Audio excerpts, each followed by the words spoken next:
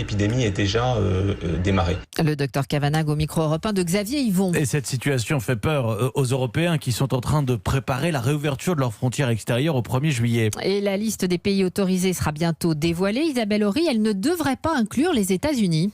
Et non, parce qu'ils choisissent ceux à qui ils vont ouvrir leurs portes sur la base de critères épidémiologiques. Ils ne veulent pas prendre le risque d'une nouvelle vague en Europe.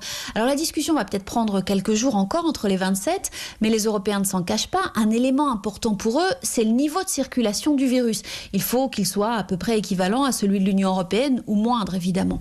Or, les chiffres sont sans ambiguïté. Selon le Centre européen de contrôle des maladies, ces 2 dernières semaines, il y a à peu près 16 cas pour 100 000 habitants sur le vieux continent. Aux États-Unis, on est à plus de 100 cas pour 100 000 habitants.